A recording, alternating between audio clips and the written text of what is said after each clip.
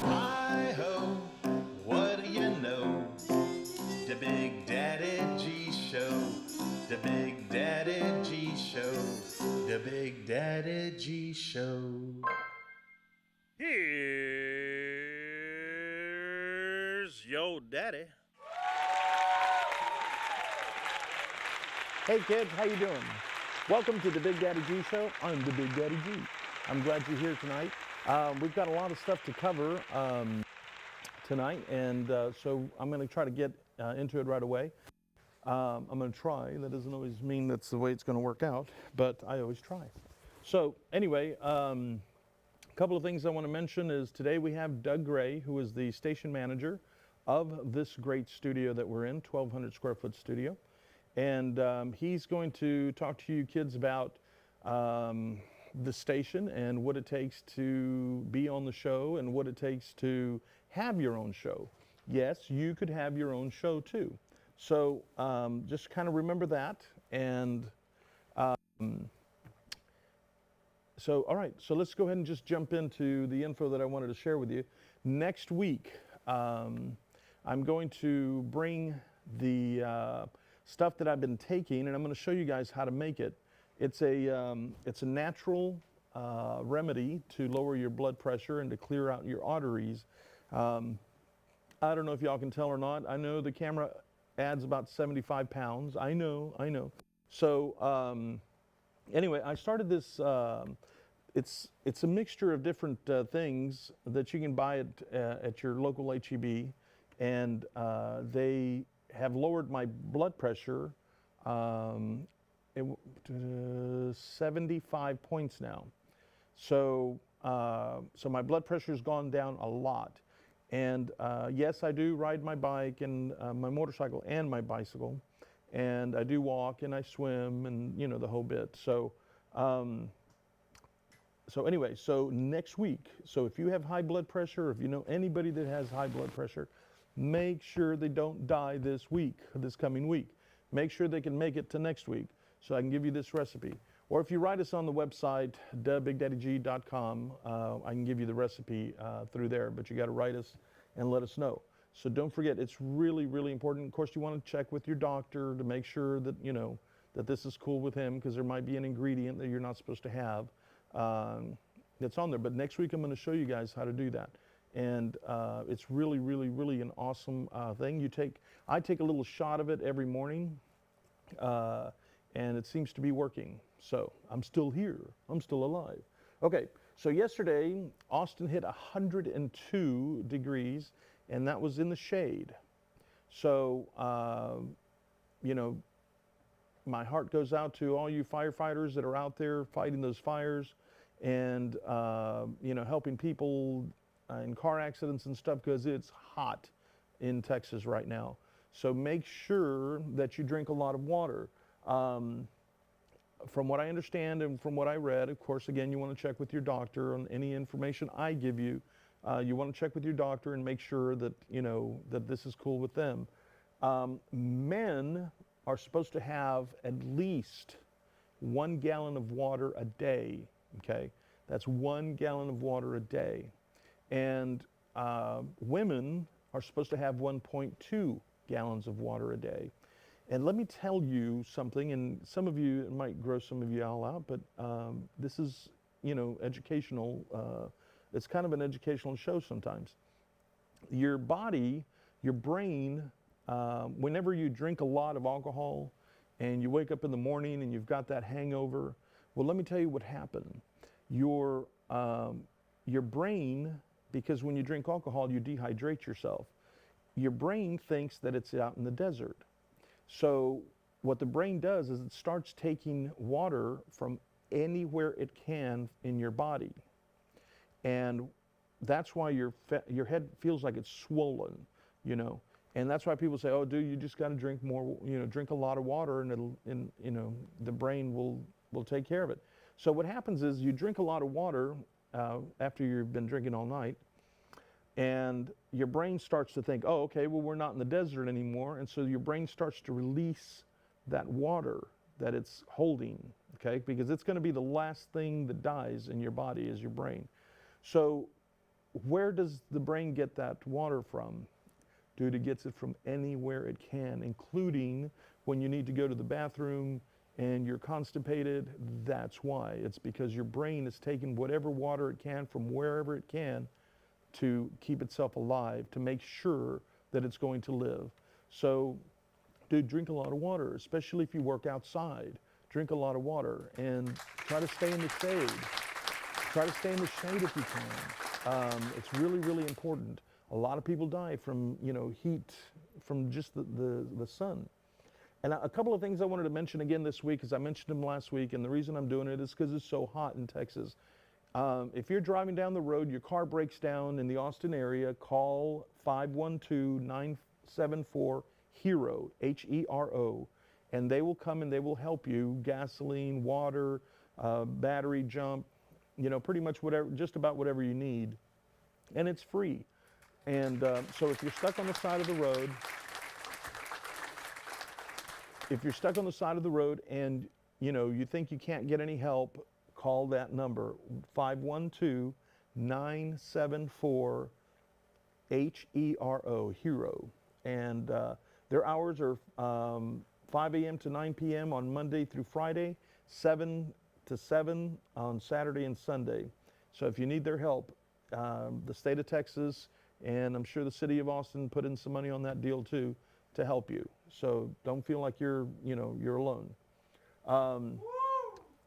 Another thing I wanted to tell you was that if we ask you to be on the show, dude, you need to be on the show because we think you're talented.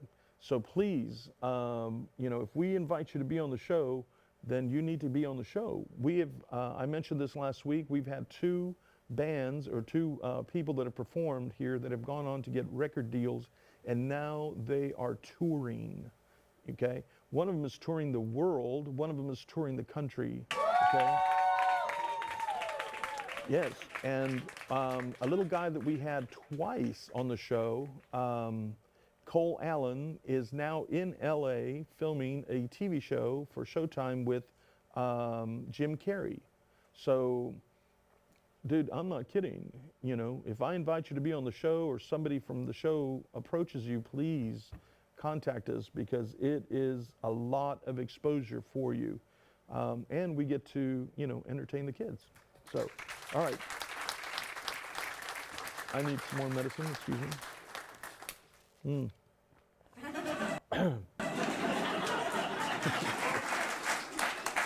Thank you, Harding Corona, Palm Springs Road.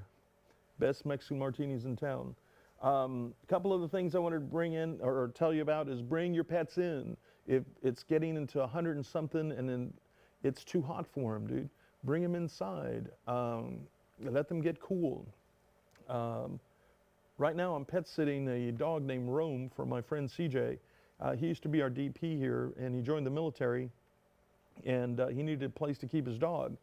And Rome is half husky and half German Shepherd.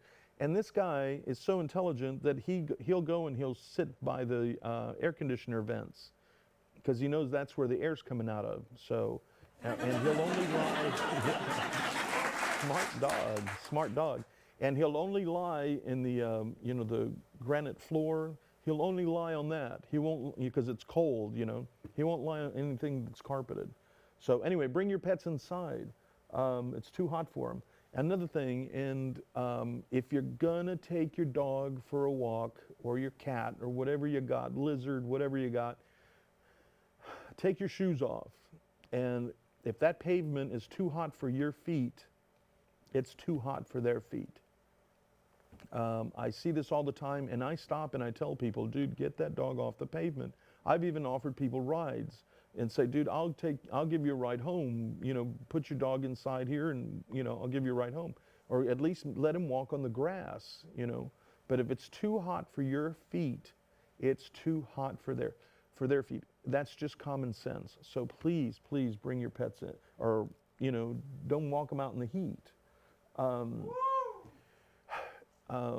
This is a little message to AT&T. AT&T, fix my internet.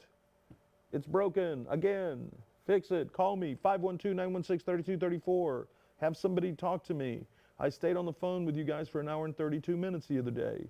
And nothing happened. So anyway, I know. AT&T, we love you, AT&T, but help me out. The people at McDonald's get mad when I go out there and use their internet. Another thing I wanted to tell you guys about was the fan drive that we have here in Austin. I know I mentioned it a lot, but there's a lot of poor people here in Austin that can't afford air conditioning or don't have air conditioning or can't afford to repair their air conditioning. I know. But luckily, the city of Austin, Austin Energy, does not shut off their power. We've been having temperatures of over 100 degrees, and when it hits over 100, they will not shut people's powers off. So thank you, Austin Energy, for being a human being. A couple of the things that I wanted to mention, and if you're watching in Uganda or you're watching in Taiwan, this won't affect you, but it affects people that live near Austin. I'm going to just read this article to you guys that I found on the news. I'm going to put it here, see if it'll stay. Whoa, we almost lost that. So anyway, the article, which I just lost, let me see if I can go back to it. Okay, a malfunctioning lift station caused more than 100,000 gallons of wastewater, that's sewer water, okay, to flow into Walnut Creek in East Austin last week, okay? That's Walnut Creek. Austin Water says it didn't discover the problem until the afternoon of Friday, July 27th. I know, but by that time, the wastewater had gone into the tributary of, I don't know what that word is, tributary of Walnut Creek near the area around Ed Bluestein Boulevard and Farm to Market Road 969. Now, why am I telling you about this? Because we are not Detroit and we care about our citizens. So once the crews discovered the problem, they were able to repair it. Thank you. Yes, we do. Austinites care about each other. Once the crews repaired it, they figured it out and they repaired it to stop the overflow. Austin Water sent out release overflow Tuesday afternoon, I guess notices or something like that. But they said that the water supply Austin Water was not affected, okay? So the Austin water supply was not affected, and subsequent monitoring verified the public health and safety and the environment were not affected either. However, people that use private drinking water wells, okay, distilled or boiled, okay. This is really important because you can get really sick if you drink water that you're not supposed to be drinking. So test your water and make sure that it's good because you don't want to get your kids sick. A couple other things, I'm running out of time, but a couple other things. My son Jeremy went to university. He graduated from there, and I was in pre-med. And Jeremy went to this school, St. Edward's, which is here in Austin, Texas. And this is something really cool. Again, Austinites caring about its citizens. Austin School District and St. Edward's University have gotten together, and they've realized that there's a shortage of bilingual teachers, that they need more bilingual teachers, said Dr. Acelia Hernandez, a professor of bilingual, I can't even say the word, bilingual education at the university. She said her team approach dual language students and gets them on track to teach after. So there you go. Thank you, St. Edward's University. Thank you, Austin Independent School District, for realizing that there was a need for this. So I'm so glad that they're working together and trying to get this, put together. One last thing, dude, if you have too many animals, you're not taking care of them right, or you don't have the ability to care for them right, please call, the shelters and ask them to come help you and get rid of, donate some of them to the shelters so that they can go ahead and, and care for those animals. This particular person in Caldwell County, I'm not going to say their name. Caldwell County, the sheriff seized 261 live animals from property southwest of Elkhart on Thursday. Approximately 125 miniature pigs, 11 donkeys, 30 chickens and roosters, and 10 barn cats, and more than 50 other animals, including exotic birds, llamas, and hedgehogs, were seized. The animals were suffering from unhealthy living conditions and lack of care, the sheriff's office said. And guys, I know you love animals. I have friends that love animals. But, you know, if you can't care for them, then it's time to, you know, donate some to some people that can take care of them. So don't torture those animals anymore. So anyway, I'm already over my time from what I understand, but I thought that was really important. If you have too many animals, dude, they're better off with a family or somebody else that can care for them. And don't be afraid to call for help or to ask for help. So that's it. That's my intro. We'll be right back. We got Doug Gray, the station manager of Austin Access, Public Access. So please stay tuned and we'll be right back.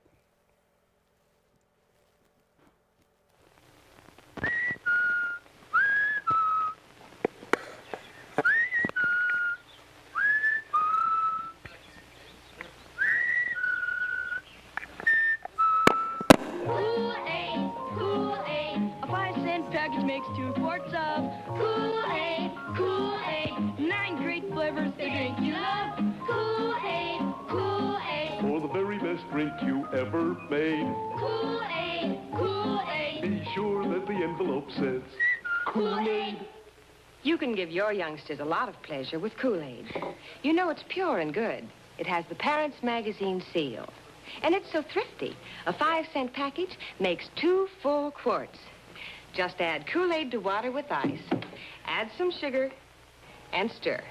for the very best drink you ever made. Be sure that the envelope says Kool-Aid. Back to present ancient Chinese pantomime, just for fun of it, Jello tonight.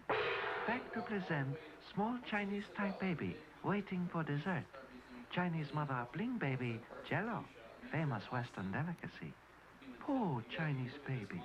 He unable to tell if this Jello is strawberry, raspberry, cherry, orange, lemon, lime, apple, black raspberry, black cherry, or grape. Jello come in all 10 flavors. Poor Chinese baby. But Chinese mother Bling baby, great Western invention. Spoon. Spoon was invented for eating Jello. Baby find this is grape Jello. Deep, dark, delicious new flavor. Chinese baby very happy. So end ancient Chinese pantomime. It's pretty good commercial, no?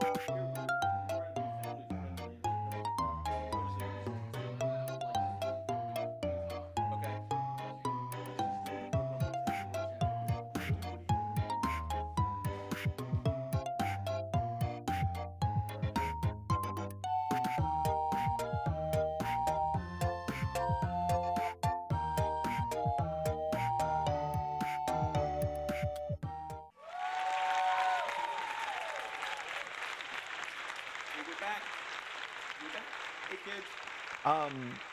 I promised you guys Doug Gray a while back, and we tried to get him, and he's kind of shy, but we finally bribed him, and we got him on the we got him in the studio. So, without further ado, our fearless leader, Doug Gray. Let's hear it for Doug. Hey, Doug. Nice. Thank you so much for coming to join us. So, tell me, Mr. Doug Gray, where are you from? I'm from New Jersey. If you go back till when I was age 9. Okay. Then we moved to New Braunfels, Texas. I consider my hometown. Wow. So you're from Jersey. I am, yeah. Yeah, It what- only comes out every once in a while. Yeah. If I meet someone from New York, they Yeah. call me out. Oh. But most of the people around here don't. They can't tell. Do you still have family up there? I do. I have a brother. So I have 3 siblings. Uh-huh. I have a brother in near Philly, Okay. and then my sister and her husband, 3 kids, just moved here from Trenton, New Jersey area. They moved to Houston. So Nice. Well, they need to move to Austin. Tell them to get away from Houston. Well, Dude, we they- love Houston, but man, there's a lot of people in Houston. yeah. Wow. We were just there for a film festival not too long ago. There are a lot of people. 24 hours a day, the streets are busy. 24 hours a day. So anyway, okay, so you moved to Texas and you moved to New Braunfels. Yep. And how old were you when you moved to New Braunfels? I was 9. 9 years old. Oh, so you moved with mom and dad and I did. Yep. yeah. And what did you do? I mean, what were your stuff that you liked to do in New Braunfels? At 9, I was playing baseball. Uh-huh. Played baseball all the way from age 5 till through high school. Nice. And then I got into drums. I was in percussion class all the way from 6th grade all the way through high school. I was on drumline. Nice. And so those are really my 2 big passions. I also did, it's kind of a weird one that most people don't know, I did Civil War reenacting. I still reenact. Nice, dude, nice. I reenact the Texas Revolution in 1850s. But yeah, so I'd say drums. I mean, that all kind of ties in. The music ties in with the reenacting because I was in, or it's not as much anymore, but I was in an Irish band, Celtic kind of style, Irish Nice. drinking songs. It all started with playing around the campfire, these reenactments, and then we kind of built a group that actually would tour and do events around the country and stuff. So. Nice, nice. Well, what position did you play in baseball? I'm going to go back a little bit here. What position did you play in baseball? I was first base. First base? I'm left-handed, Wow. so first base usually works because you can stretch farther with having the glove Nice. on your right hand. You Yeah. can stretch farther. And then every coach I had tried to make me a pitcher because I'm left-handed, and it's a different style of curveball, and it looks different, and it's not there's not a lot of left-handed pitchers, and so it never worked out. Okay, I but was a terrible pitcher. you like playing first base? I loved it, yeah. Oh, awesome, Yeah. dude, awesome. Sometimes, occasionally, if there was another first base, we would switch off, and I'd wind up in right field or third base. But for the most part, being left-handed put me on first, yeah. Nice. Okay, so and then you got into playing drums. Sixth grade, yeah. In 6th grade, and why did you choose drums instead of the trumpet or So piano or? I had my 2 older brothers were in band or were musicians. My middle brother played the baritone, and so I don't know. I just wasn't really into the brass instruments as much. And then my oldest brother played drums. He wasn't in band through school, but I Yeah. remember he's I think 11 years older than me, and so I can remember him, having a drum set and playing in the basement and stuff. And I kind of fell in love with it. So. He was 11 years older than you? Yeah, so I have they're half brother and sister from my dad's first marriage. Wow. So I have a sister and a brother that are 11 and it's 11 and 13 years older than I am. Dude, is Dad still around? Yep, my Hey, parents, Dad, way to go, Dad. Wow. they're in Galveston. My mom and dad are retired in Galveston, so Nice. Are they watching tonight? Do you know? I have no idea. Ah. I have no idea. Well, maybe. if you're not watching, if you don't, you can go through our website and live stream us, thebigdaddyg.com, in case you want to call them and tell them. If it goes well, I'll share it with them. There So, you go. There you go. If it goes well. So did you go to school? Did you go to the university anywhere? Yeah, Where'd so you go? I wound up in Austin in 2003 to Okay. go to UT. Oh, nice. So I had a bunch of friends. In New Braunfels, it kind of shifted. It was weird. It was, 1 year would have been an Aggie class, and the next year was a UT. So my group, we were all UT, the top 10% that went. Out of 45 people in our top 10%, because at that time you got in automatically if you were in the top 10%. Now I don't know what it is, 7 or 8%. Wow. I would say probably 75% of us went to UT. Wow. So Nice. Well, our director, Tyrone, don't forget the D. Smith, he graduated from UT also, so he's one of you guys. A couple of questions that what I do is I ask our viewers to ask us, to ask questions that they want to know Okay. about you. And so here are some of the questions that they wanted to know. Why are you running this station? Why am I running this Yeah. station? I've just found, I mean, there's the like how I got here answer, and then there's the I've just discovered a passion for community media. Nice. So the main thing is I didn't get into film school at UT. Okay. So I got into UT, I was undeclared, and I dropped out after about 2.5 Okay. years. And I finished up an associate's degree at ACC. Okay. And I made a pretty sweet deal with my parents that if I got that 2-year degree, they would finish with whatever money that they were going to pay for the rest of the semester is the tuition. Yeah. They gave me some money to go out and buy a camera and a laptop and editing equipment, and Wow. I kind of went out on my own and freelance. So I didn't make it with film school, and so I found this place in 2007, and then I answered a Craigslist ad to be on a music show here in the studio, and I just kind of worked my way and met some people on staff.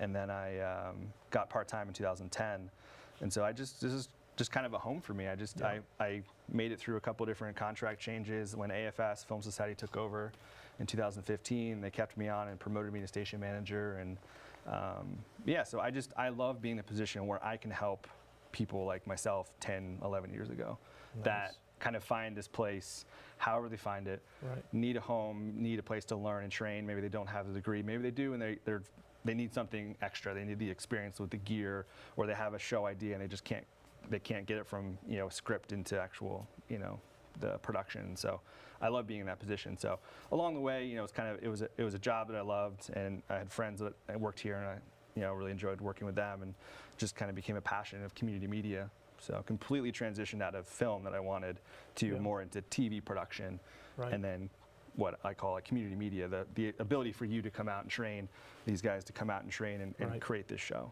So. Right.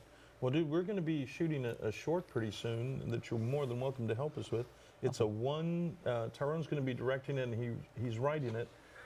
It's going to be a one-shot deal. One shot. And there's a drone involved. Okay. So it's a one take take. deal. So it's like and a it's going to be Birdman, about but 11 in the minutes. sky? Well, it's going to be, the drone's going to be handheld. Okay. And then at the very last scene, the drone's going to be turned on and the drone flies away. And then that's going to be the end shot. It's going to be awesome. It's going to be one shot. We're going to do 3 takes from what I understand, 1 sober, 1 drunk, and then 1 after smoking an organic cigarette. I heard that you once had a show here, and what was it called? Now, somebody actually wrote us and said that they remember you from a show that you did here a while back. They had to have worked on the show, because this Yeah. is, I'm rarely on camera. This is Right. like seeing Sasquatch, I feel like, on camera. I'm always behind the camera. So Yeah. I did a show first. I worked on Infinite Hour, which was the music show. And I Okay. did that from 2007 to 2013. Okay. And then I worked here. I was programming the channels, and I really just kind of, I feel like I plateaued, and I just wasn't learning as much. I wasn't growing as much as I wanted to, and so I kind of took it on myself to do my own show in here, which really pushes you. Tyrone I'm sure he agrees with this. Once you start doing your own show, you learn everything about the studio. Right. Whereas if you come in and just run camera for years, you may not learn everything. Right. So yeah, I did a show called The Local Fix, which was a comedy sports show. Right. It was in both studios. We started out in Studio 2, or the mini studio, and then grew into here. So that was 2 seasons, and it was news desk, kind of goofy, 2 anchors. We did some skits. We used the green wall, and then I did a music show of my own, because I had a friend that I had met that was a musician in town, like a singer, songwriter, Brandon Hughes, and he was new, and he was going around to all the different open mic nights in town. Yeah. And he said there wasn't anything good on Tuesday nights, and so I was like, let's do one here on the studio. Nice. Yeah. So we did a open mic. It was open mic night kind of format, but we picked the 7 artists, and they came in. They each did us 2 songs, and then did an interview while we were setting up the next act. So we had 2 different sections of the studio. It was a live show, live hour-and-a-half show. Wow. Every we did that one once a month, but Yeah. the comedy sports show was every other Tuesday, Nice. and that was that was a grind. We got burnt out on that, so it was. Well- It was a Tuesday writing, and then shooting on the next Tuesday. We were going to farmers market shooting man on the street interviews. I was editing that, and then it was a lot of work. So if you could do, I know you're running the station and you're doing a great job, but if you could do anything as far as doing film or TV or whatever, what would you do? If I like directing. But to me, that means directing live TV, like live events. Okay. I don't know what it's like to direct a film. I haven't done film. I've worked on a couple. I did some stupid short films back in the day with friends, and but to me, yeah, live event production is really fun. Nice. Stuff in the studios, we're taking the stuff out into the field, and because for a while I wanted to do camera operation. I really enjoyed being behind that one frame and framing it up artistically or whatever, getting the shots for music or whatever it may be. And then eventually I feel like you grow out of that, and then you're like, I want to now control all the cameras. So you become the director, and you can now tell 5 cameras what to do. And work with those guys and kind of help those guys understand kind of where I was with operating cameras. And so I really enjoy that. I really enjoy live TV production, being there, just to kind of the rush and adrenaline rush that you get from being at the switcher and operating 5 cameras for a music show or a sporting event or something like that. So. Well, dude, you're welcome to come and direct this show Take over anytime you Tyrone? want. Yeah. Sure. All right, yeah. Dude, Tyrone would love the day off to go drinking or something. So yeah, anytime you want to come and direct, of course you got to get clear with him. I did want to show a clip, and if you look at the monitor there, tell me if you remember this clip. Okay. Go ahead, Tyrone.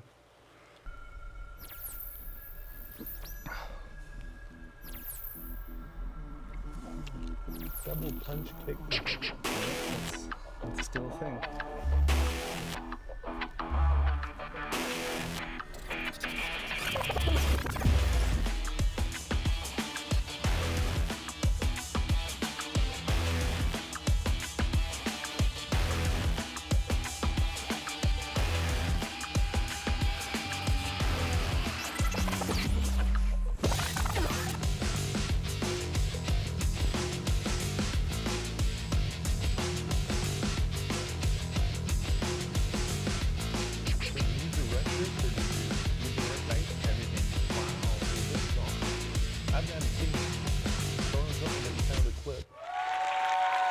That was awesome, dude.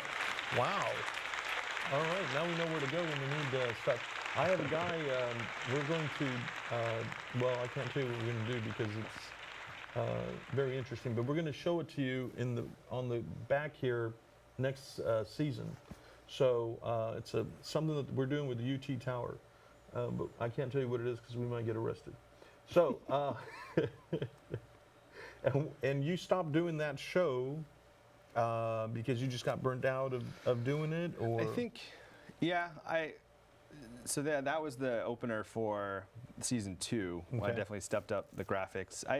I created a lot of, so I was the programming and promotions director, or I shared the promotions side of things with the old management that was here before the Film Society took over.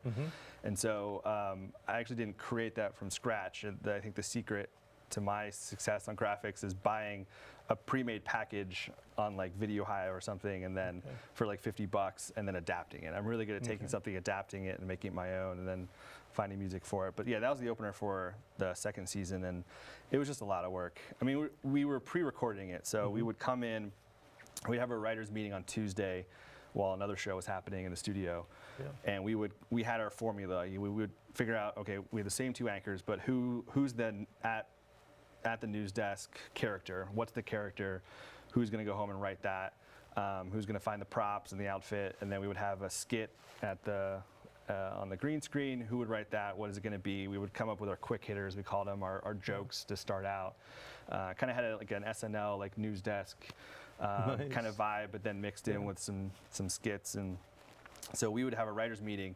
Everybody would go home, share on Google Docs, write that week, while my buddy Jimmy Preston, he and I do Double Punch Kick productions, and we would go out to farmers markets, do man on the street interviews with him, he'd be the talent on air and could say anything and talk to anybody. It's amazing, his ability to socialize. So I would go home and edit all that, have it ready for the next Tuesday. Right. We would film in here for a 4-hour block on that Tuesday night. Wow. I would go home to stay up till 3 in the morning editing it all. Probably the next night after work, that's Wednesday, till about 3 in the morning, editing it all. Had a full show, and then I would try to get it on the air that Thursday before football started. And then once football, the whole weekend of football happens, NFL, college, that information's useless. We start over. We meet the next Tuesday, writers' meeting. And so it was that for 2 years, about 10 to 12 episodes in a row. And so I don't know. We just kind of, some people on staff or on the crew started getting other jobs and kind of building off that because that was kind of a platform for them. And so we just kind of moved on. I started doing the music show, and then I was doing the music show when the Film Society took over in October 2015, and that killed that. Yeah. And then I was promoted to station manager and just really didn't have the time. So you said the Film Society took over the station, and tell us about what that means. Who was running it before, or why did the Film Society take it over? So it was called Public Access Community Television was the organization. They were doing business as Channel Austin. And that was, they had the contract from 2005. They took over for ACTV in 2005.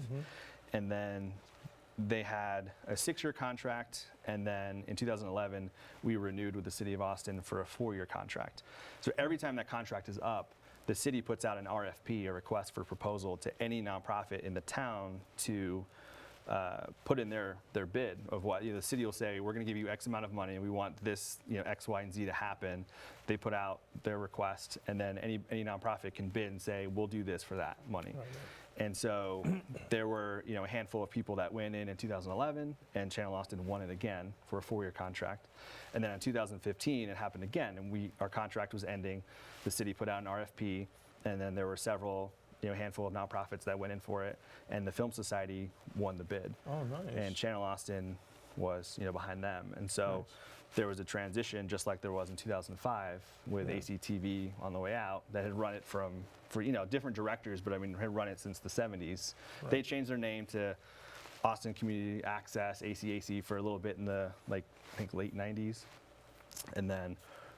So it was a contract that expired, and the Film Society decided to go in for it, and they won it. And so they hired on three of our 8 staff. I love it. I love the Film Society. I love being an employee for the Film Society. I think it was a really great kind of marriage between public access and what we were providing at the time, and then what AFS brought to the table. So it happened just through the contract change and the Film Society winning the bid. Well, Rebecca, I got to meet Rebecca. Yeah. I don't know her last name. What's Rebecca's last name? Campbell. The CEO. She's such a nice lady. She said that she was going to look into getting me Crown Royal at the theater because they only had Granddad whiskey, which is not bad whiskey, but it's not Crown Royal. Did you drink beer? I try not to. I actually have a kegerator at home. Because we have the Hazed and Confused. Is that Richard Linklater? It's made by Pine House Pizza, and it's called Hazed and Confused because Richard Linklater's created started the Film Society in '85, and so he made Dazed and Confused. So it's a hazy IPA. I've heard of the beer. I've never had it. So Richard, if you're watching, bring me some damn beer, Richard. He is. I did ask him to watch. I didn't ask my parents to watch, but I asked Rick. But you asked Richard. Yeah. So hi, Richard. When are you going to be on the show? Come on, dude. I've been following you forever. I actually worked with you on. Scanner Darkly, and I was dressed pretty much like this, and we were filming on 6th and I don't know what the road is, but it's 6th Street and something pretty close to I-35. And he said that the camera guy wouldn't stop watching me. He kept following me, the camera guy. And I was like, well, dude, what do you want me to do? He said, well, the camera guy doesn't want to follow the people acting. They want to follow you over here. So anyway, do you remember me, Richard? Do you remember me? Anyway, okay, so let's go back to the questions here. Okay, let's see. where do you see this station going in the future? Where do you want it to go, or what do you want it to do that's different from the past?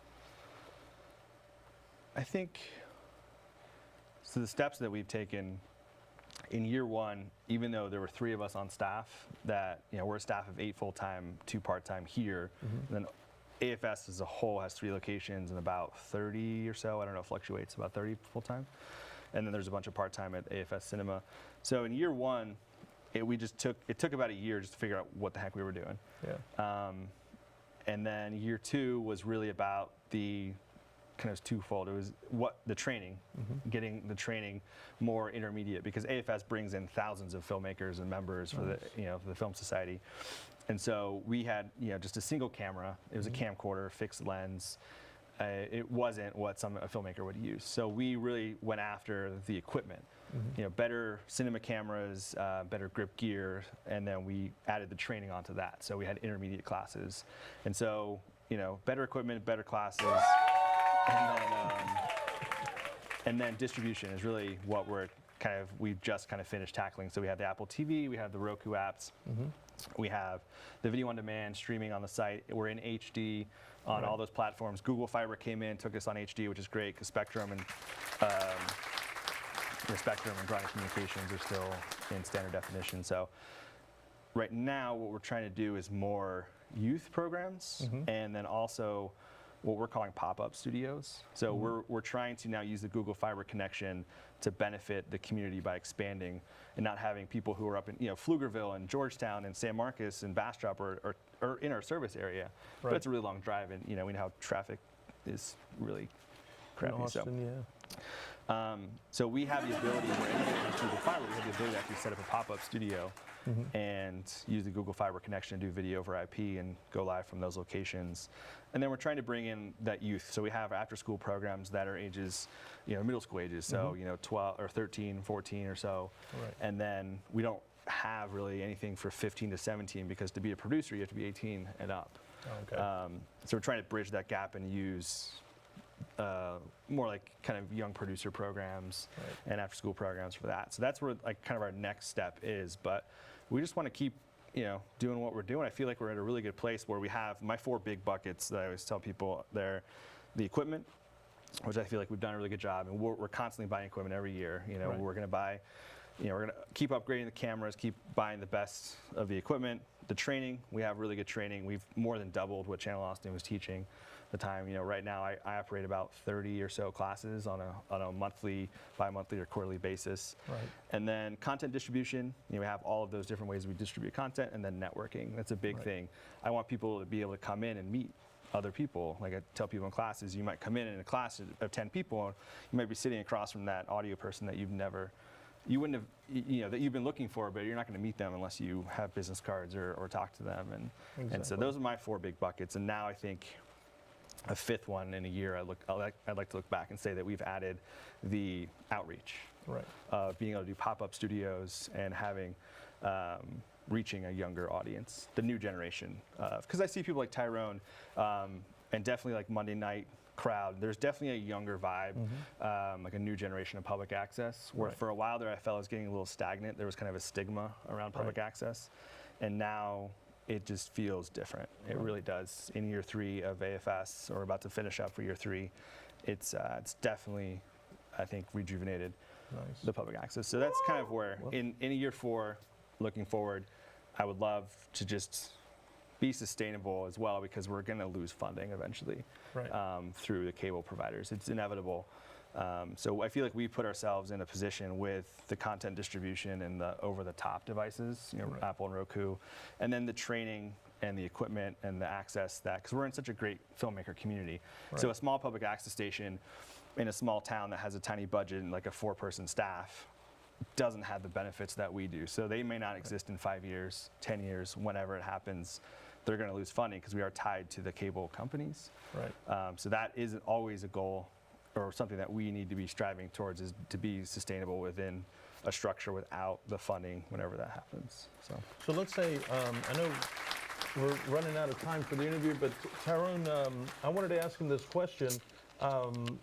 What does somebody have to do if they want to have a show here? I mean, I know, we know. But, So, what would you tell the kids if they wanted to do a show here? What would they have to do? who are the kids? Are we talking The kids watching? just little kids? Well, no, Or adults. Adults, but I call the them adult kids. kids. 'Cause- They're your children. Yeah, well, if they're Okay. watching, you're not right in the head. If you're watching the show, okay? So, So the first step is to come to orientation, and those are twice a month. Usually the first Saturday of the month, but not so in September. Yeah, then it'll be this Saturday coming up on August 4th. And then, so orientation is the first step. It's free. I give a PowerPoint presentation, talk a little bit about the history of public access, and then talk all about the producer program. So that's the ability for anybody to come in, train on the gear, pay a subscription fee, and access the equipment. And so that's the first step. So you would come to orientation. We have one required class, which is media policy, which is you learn about the programming for public access channels. And then take whatever classes you want. It's a la carte. So if you want to get into the studio, it would be 2 studio classes worth about $170. So, which I can say because we're a nonprofit. right. I can solicit funds. This is fun. I'm not usually on camera, Yeah. so I get to solicit funds for a Nice. nonprofit, which is what I teach in media policy, but I don't ever get to do it. So. Nice. But yeah, come to orientation, and then I'll kind of lay out the plan. But it's basically just a few steps, and then you're in the studio's training, and you're able to come in here and do your own show. Nice. Okay, so one thing I noticed, somebody wants to make sure that people know you're married. Look at his Yeah. ring, dude. Holy moly. You could probably see that from the space shuttle. Wow. So do you want to say hi to Hi. whoever you're married to? She's probably in bed asleep. Oh, but- she's watching. Are you kidding me? Hi, Kayla, You're if watching. you're What's watching. your name? Kayla. Kayla, I bet you're watching, aren't you? Oh, there you are. Hey, Kayla, I bet you're watching, huh? All right. She'll watch it eventually if she's not. But. There you go. Okay, so that's it. I have a few other questions, but we have a little clip that we wanted to show you from past shows, not ours, but past shows of prank phone calls. Turn and roll that clip. Oh, kids, right before we finish the show, I'm going to teach you how to make my world famous pico de gallo, and hopefully Doug will help us. Go ahead, turn and show the clip.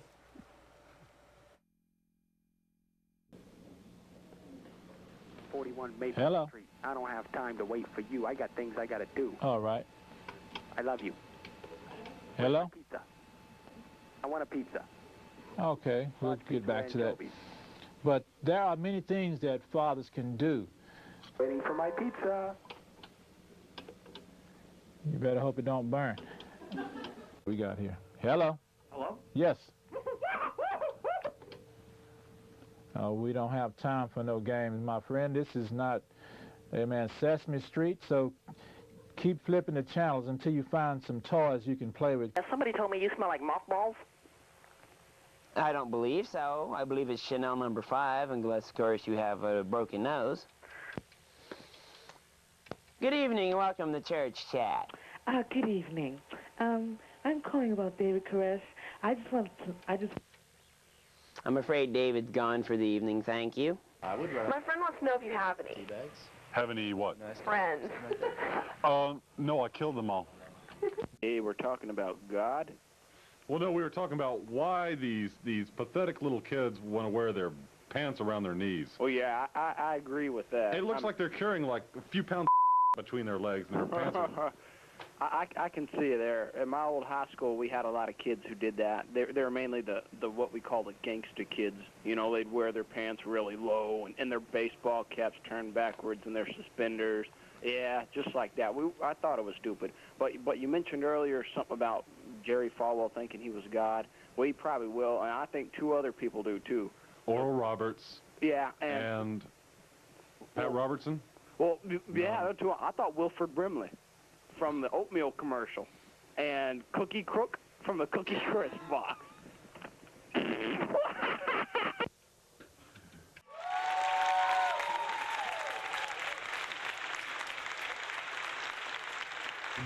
Are we back? Oh, we're back. Hey, kids. We're back. Okay, so we're going to show you how to make my world famous pico de gallo.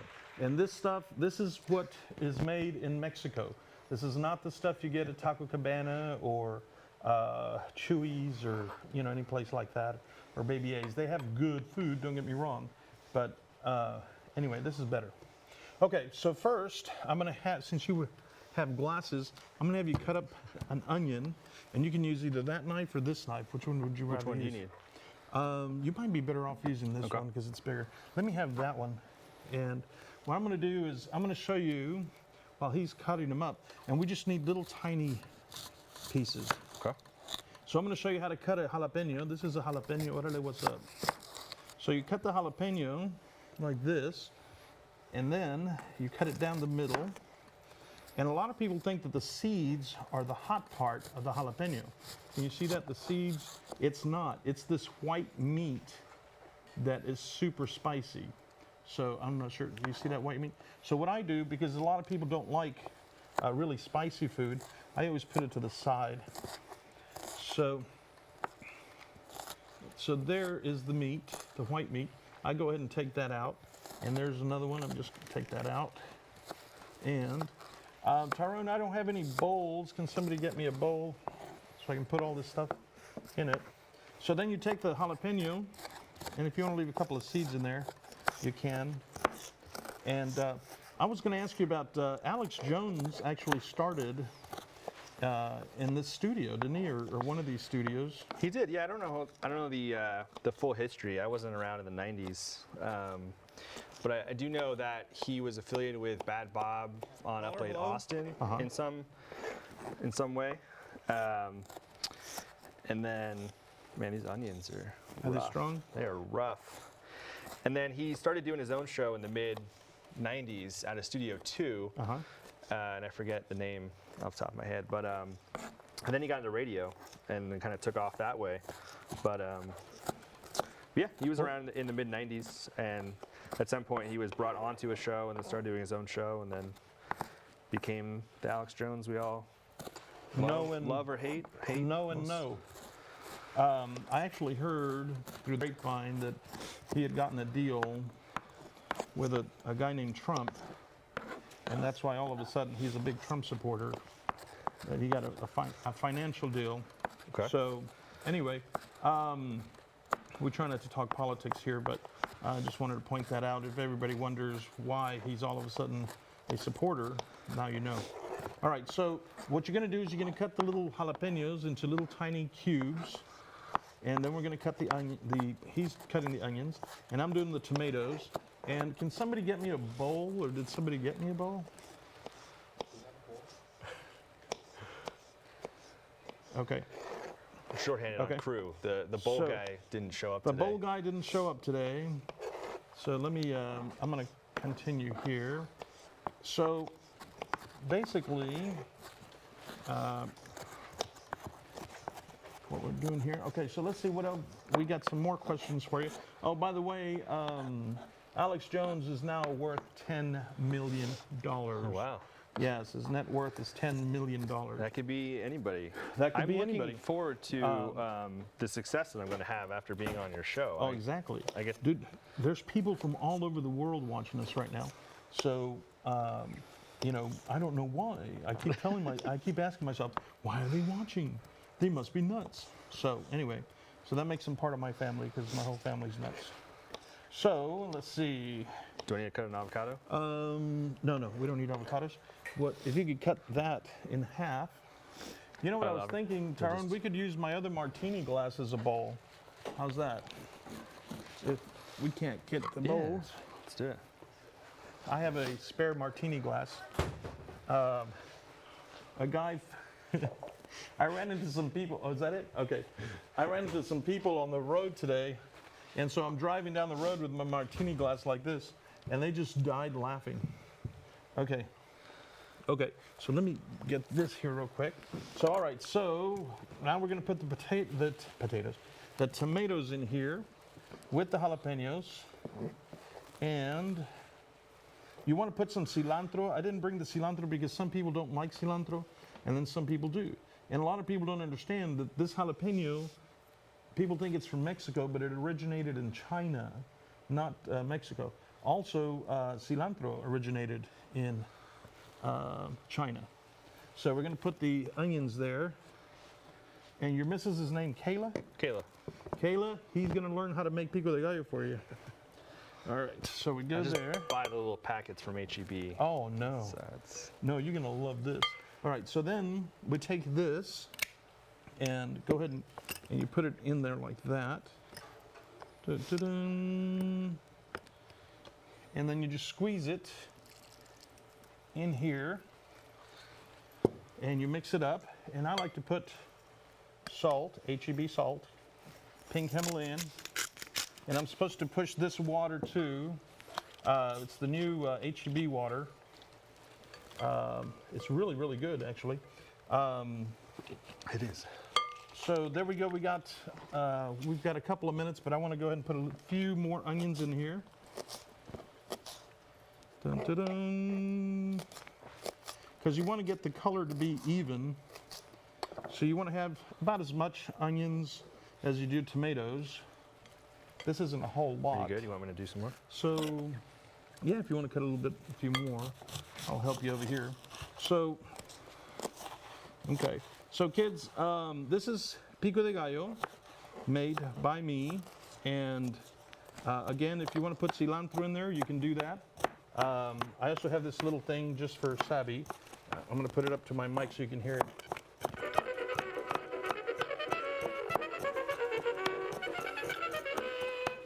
And this thing is supposed to open up, and then you put your thing there. But I wanted to show you guys something really cool from HEB. HEB is so proud of Texas that they make chips in the shape of Texas. Look at that. Isn't that cool?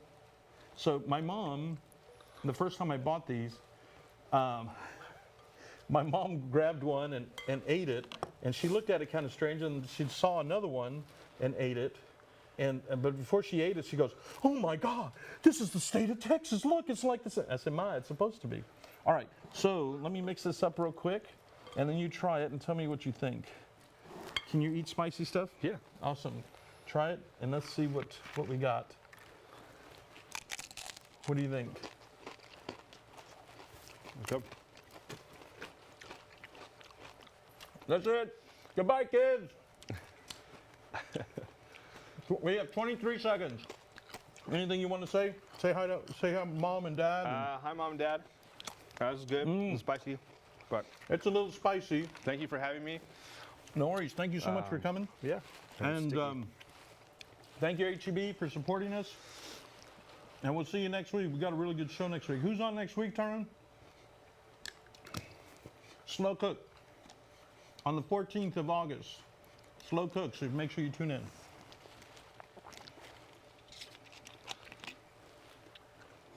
The Big Daddy G Show.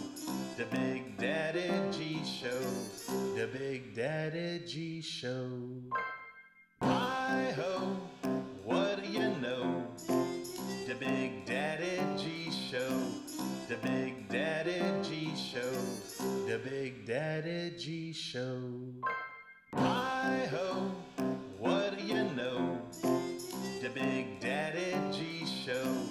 The Big Daddy G Show. The Big Daddy G Show. Here's your daddy.